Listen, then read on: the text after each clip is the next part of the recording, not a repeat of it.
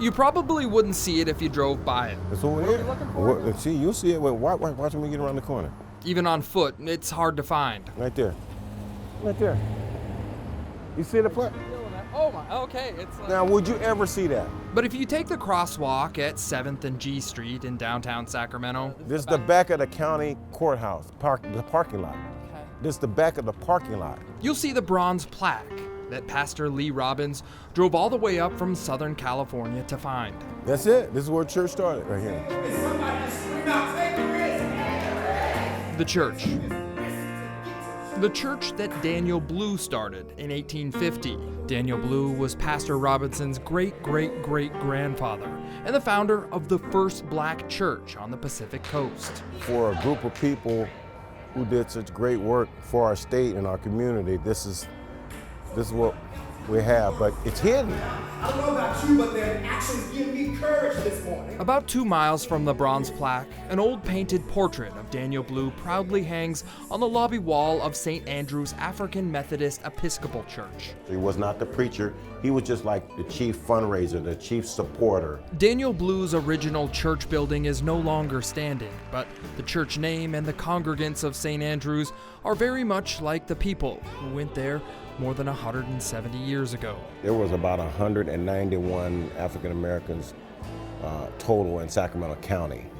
So there weren't that many of us. Formerly a slave in Kentucky, Daniel Blue settled in California during the gold rush.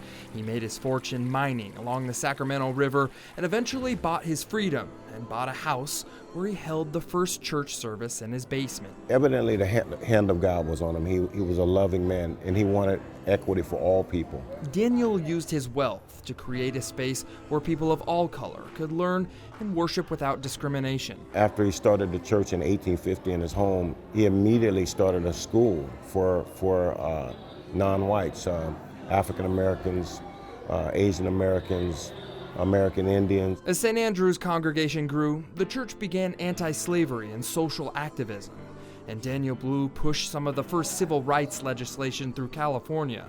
Blue even helped free one of the last known slaves in the state. The first two agendas on their docket were the right to vote and the right to testify in court against whites. Up to that point, we did not have a right to vote in California. Daniel Blue passed away in 1899. His obituary, written in the paper, began like this: Daniel Blue, a colored citizen known to all people of Sacramento. How did I not know his name? Like I said, why wasn't he in the history books? What happened to this? This is not just black history. This is American history. This is California history. This is Sacramento history. He's a founder. Daniel now rests in the New Helvetia plot, a section in Sacramento's East Lawn. His body and the bodies of hundreds of forgotten immigrants were exhumed and relocated here in the 1950s so Sutter Middle School could be built on their old graves. That was amazing to me, and that started a fire in me. I wanted this story to be told. Les is a regular guest, not a preacher at St. Andrew's, but the story of his great-great-great-grandfather's church led him to a life of ministry and sharing Daniel Blue's story. He loved God and he loved people. And for me to carry that torch is just an honor. And so I feel I have a new burden. It's a good burden. I'm doing all I can. To help my people, but help people. From the first black church on the Pacific Coast, I'm John Bartel.